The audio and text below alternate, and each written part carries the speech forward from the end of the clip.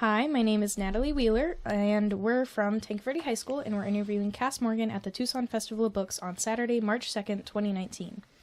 And our first question is, what inspired you to become a writer? I think there's a part of me that was always a writer.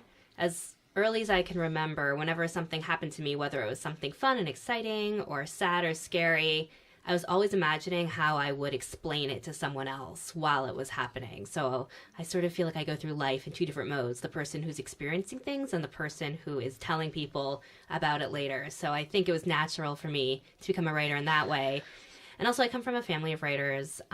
My father is a playwright and a screenwriter. So I think storytelling has always been a natural part of my life and sort of shaped the way I see the world and interpret events. I'm Sam. It's kind of going off of that question. It's not our second question yet, but was there anything else that you wanted to do instead of become a writer, or was it always that was your one path? I haven't thought about that in a while. That's a great question. I think there was probably a point in time where I wanted to be a professional horse trainer. And at one point, my instructor sat me down and explained why that was never going to happen. She said, you are good, but you're not great, and you're not very brave, and you fall off a lot. So this might not be the path for you, which is good. I found my calling elsewhere. And I think there was probably also a point where I wanted to be an actress. I was really bad at that as well. So yeah, I think I'm really lucky that I landed where I did. And our next question is, what was your journey to publication like? In some ways it feels really long, because it happened decades after I first started taking myself seriously as a writer. And in some ways it was really short. So I had started a bunch of books that I never finished. My computer probably contains 30, 40 novels between 5 and 20 pages long, which that's not a novel. That's just a brainstorming document. It's like half of a short story. So I ended up connecting with a book packager that comes up with ideas for books and finds writers. So that's how I met my editor. And we ended up collaborating on the idea for the 100, fleshing out the world, and I came up with the characters, and then they sent me off to write it. So for the first time, I had people waiting for me to turn something in. And I think that's what I needed to push me over the hill, because there's nothing I hate more than letting people down. So it turns out that fear and shame are the biggest motivators for me as a writer. So so the 100 was the first manuscript I ever completed, and then it was actually really quick selling it, and then in a strange, bizarre turn of events, we sold the TV rights really quickly. So yeah, I went from thinking I would never finish a book to suddenly having a book that was being turned into a TV show, and I'm still wrapping my mind around that. All right, I'm Mary, and I would like to know, what was the hardest part about writing? You guys would grow old and die sitting here listening to me explain what I think are all the hard parts about writing. I think there's the doubt. I think there's the length of time. So if you're an artist, you can sketch something, think it's not good, crumple it up, try again, and do it over and over and see yourself get better and try from different angles and experiment. But with a book, because it takes so long to write, the process is elongated, so it's harder to see yourself making progress, and you have to muddle through the hard parts, I think, longer than you do with other mediums. So I think it's finding faith that it's all going to work out. And I think what's also hard is that aspiring writers never see first drafts of other writers' books. So any book you buy in a bookstore or get at the library, that's probably someone's 14th or 15th draft of that story. And then you start to write your own, and it's not as good, and of course it's not. Just like the first draft of that book was awful. So I think it's convincing yourself to not compare your work in progress to the polished work of someone else. But it's hard, and I'm still trying to teach myself not to do that. My name's Aiden, and something that sort of connects to that last question is, did you ever want to scrap the book, Light Years, or did you feel like giving up, or did you ever get writer's block on it? I have wanted to give up on every single book I've written. And if I weren't required to turn it in, if there weren't people counting on me, I probably would have. And that has that's taught me a lot about my process. I'm so critical that I'm my own harshest critic. and I will absolutely give up if there's not someone holding me accountable. And for people who aren't working with an editor or a publisher, just have that friend who makes you promise to finish something, or the writing group, or the critique partner online, just someone who says, I don't care if it's bad, you have to turn this into me on this date. And I'm so glad I did keep going. I'm so proud of how Light Years turned out in the 100, but at each point, whether it was the first draft or the second draft, there was definitely a moment where I thought it would just be better if I started over. And I think that's also part of the process. Okay, my name's Elizabeth, and my question for you is, did you start writing the book with the ending in mind, or did it come to you as you wrote it? God, it's almost hard for me to remember for all my different books. Let's see. Yeah, I think The 100 and Light Years are both first books in series, and I knew they were going to be the first book in a series, so I wanted both of them to end on some sort of cliffhanger that would leave the reader excited to return to the world. So I definitely knew how they would end. The middles have changed a lot.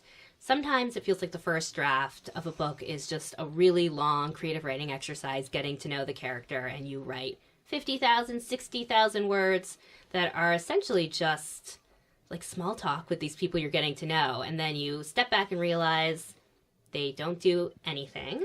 My first draft of The 100 included long scenes of Clark and Bellamy admiring the sunset where nothing happened, and it was so boring, but I guess that's what I needed to get to know who they were.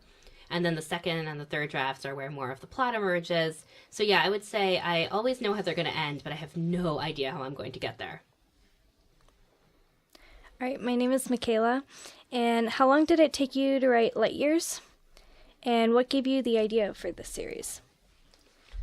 Light Years took about a year and a half, about 5 or 6 months for the first draft, and then a few months for each subsequent draft, and then there's copy editing and proofreading. And my inspiration comes from a lot of places. I was definitely heavily influenced by Ender's Game, which was one of my favorite books growing up. So Ender's Game is about kids at a military school in space learning to fight aliens, and Light Years is about kids at a military school in space learning to fight aliens, except they have a lot more fun. They don't have uniforms, or they don't have to wear them to dinner. They have to get all dressed up, and there are dances and snobby robot butlers and time for a lot more antics. And I also wanted to write something sort of inspired by Ender's Game, but much more reflective of my values and what I take to be the values of our society. Orson Scott Card has come out against gay marriage, so it was really important for me to show that sci-fi is inclusive and that anyone can be a hero in space. So I like to say that I set out to write gay Ender's Game, and I'm really happy how it came out. That's really cool. How long is your Light Years series going to be? And if it's okay for you to tell us, when is the next book coming out? You can absolutely ask that because it is done, and it doesn't terrify me to talk about it anymore. So Light Years is currently a duology, and the second book comes out in fall 2019. Is that the year we're in? Yes. Yeah. Okay. Sometimes you lose track as an author. Yay, we're really excited. We've all been waiting. Oh, I'm so flattered. The next question is, why did you choose to write Light Years in different perspectives?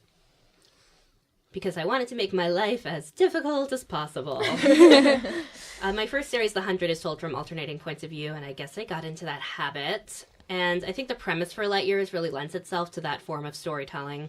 So the premise of Light Years is that for the first time in the history of the solar system, teens from all 4 planets are being admitted to the prestigious academy.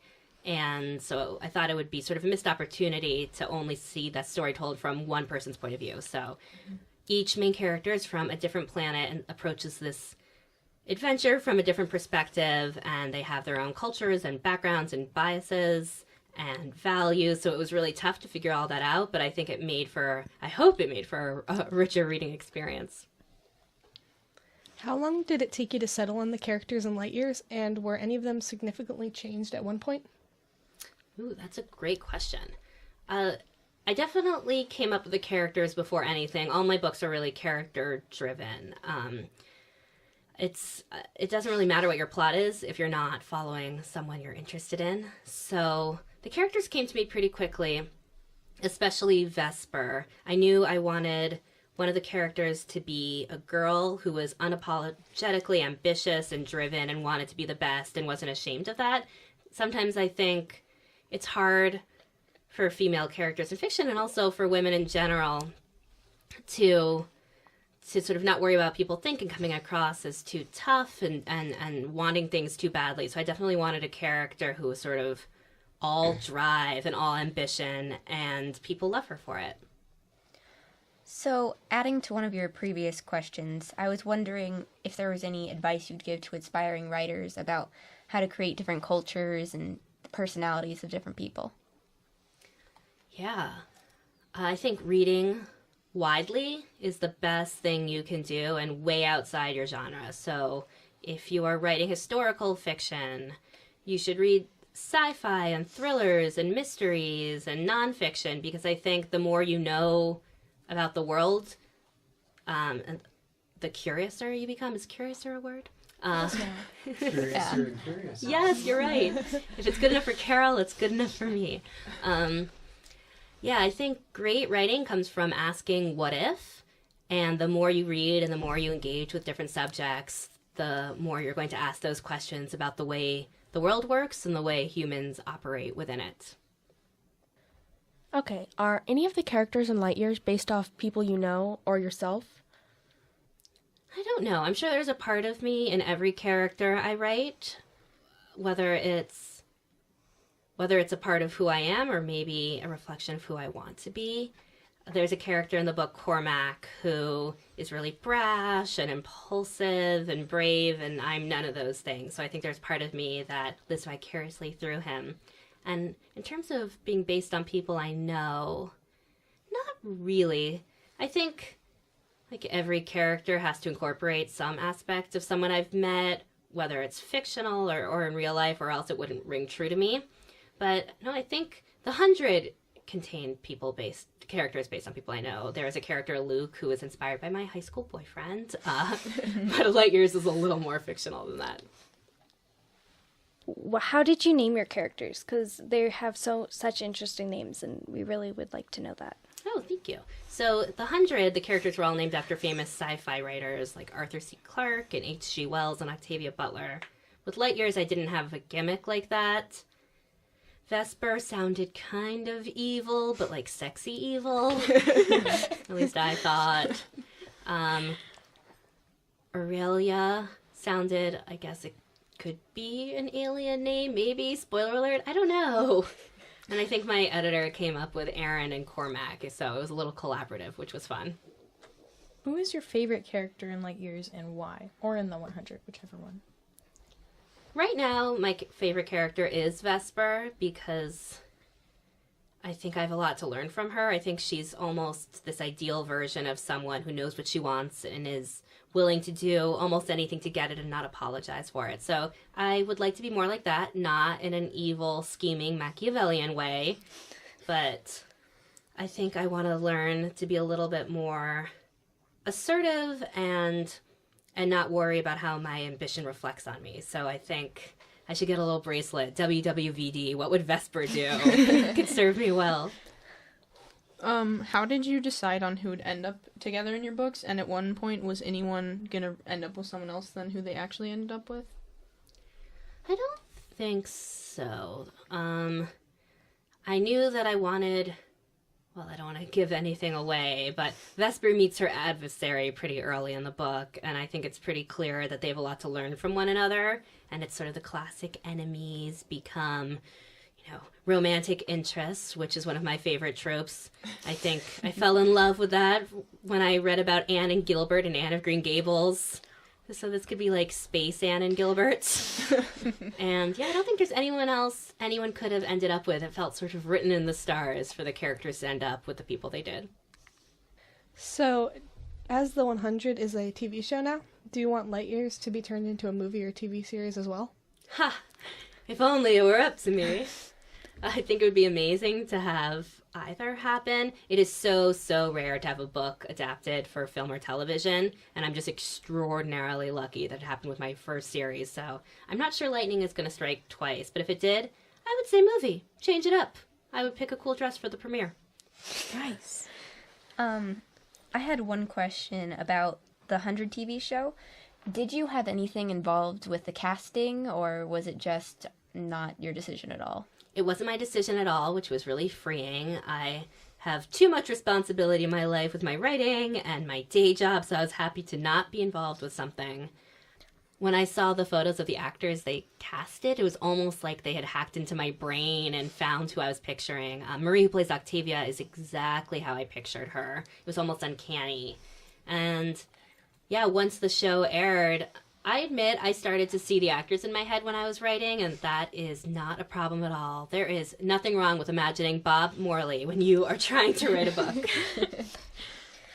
Did you ever wish that you didn't have those characters? Well, did you ever wish that there were different castings?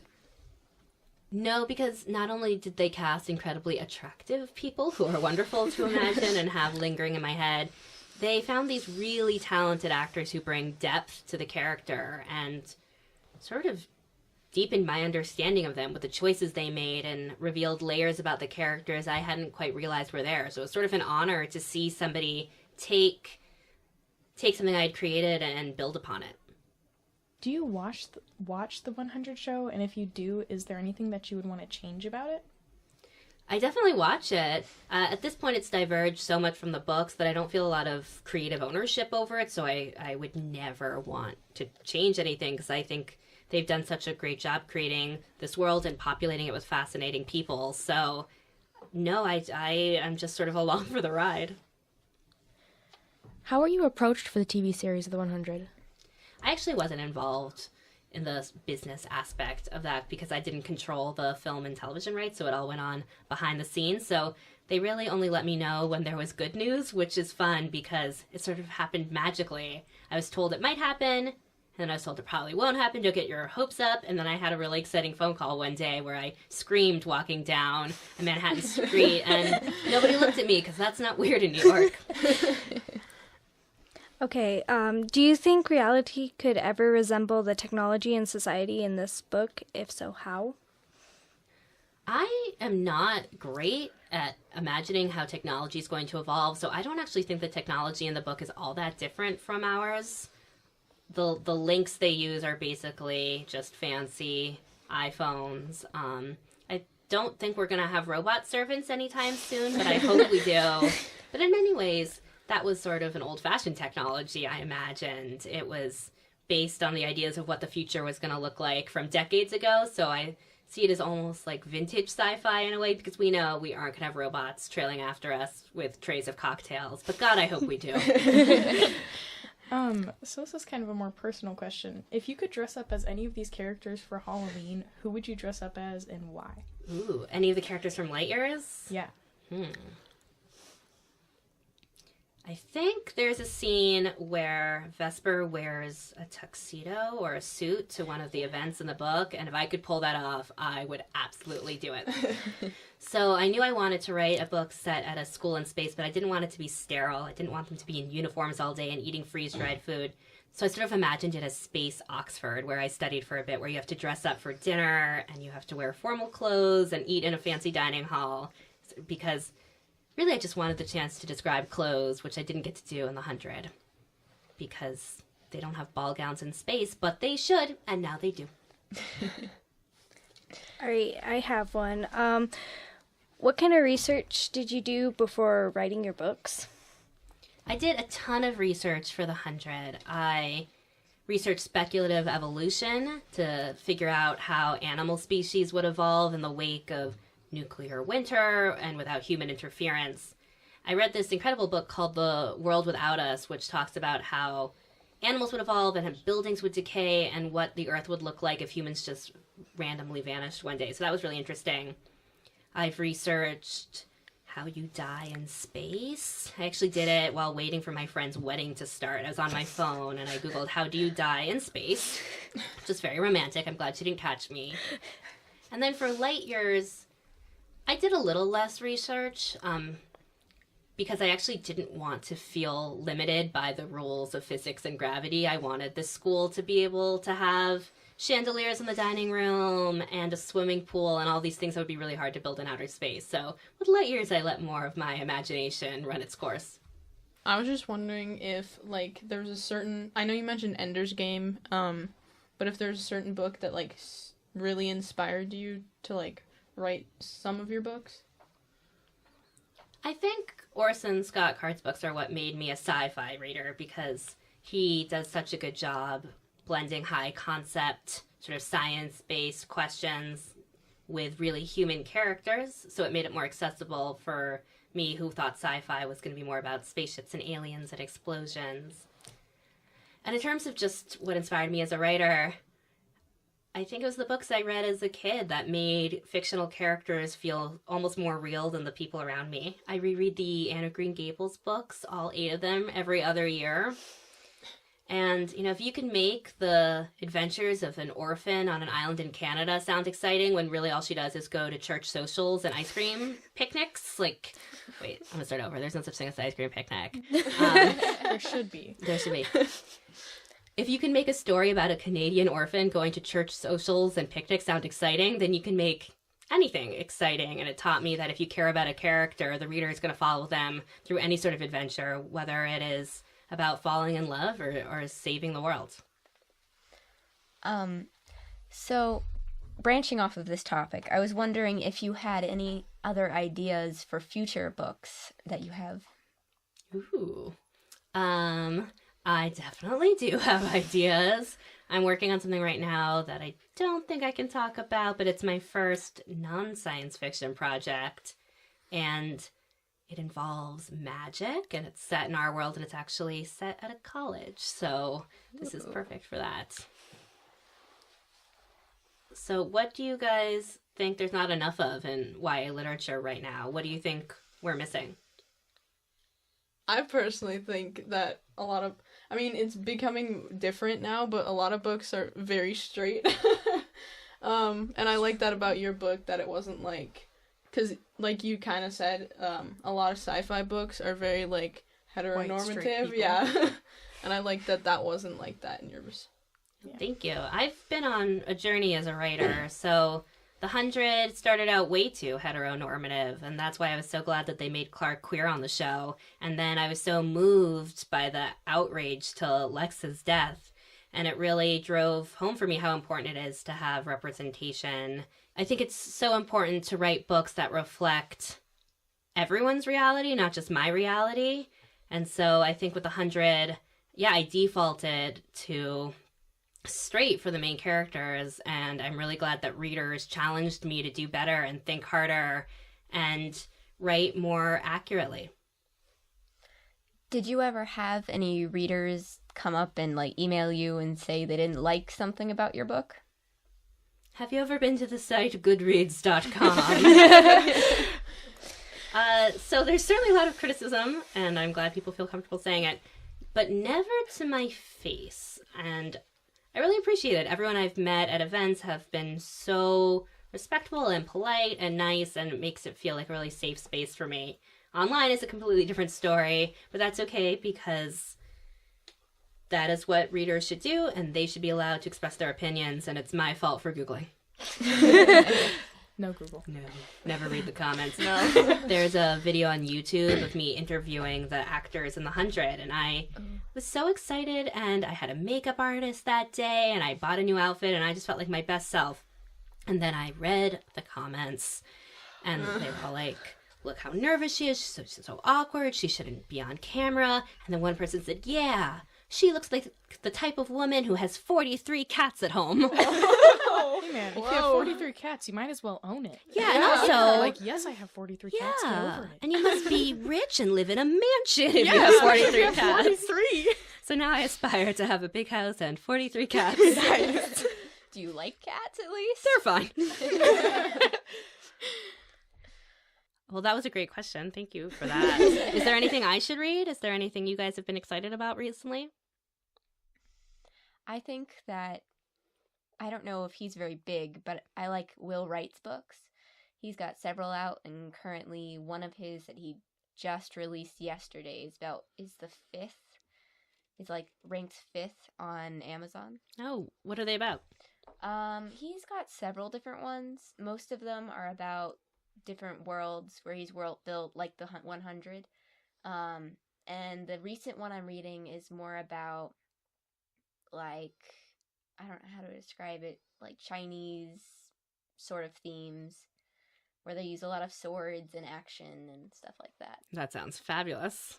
A book I recently read was called The Last Magician, and it's a girl who can time travel, and she time travel back into 1902 to stop something from happening, and it still happens, and she's like trying to make it all better, and she's like trapped in New York because of this like thing called the brink, where magicians, people with magic, can't pass through without it being taken away. And it's really cool, and I really want to read the second one, but it's currently not in our library. Oh, no. That sounds awesome, though. Yeah, it really was.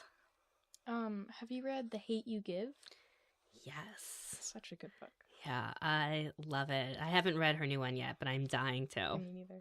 Well, Thank you guys for the wonderful questions.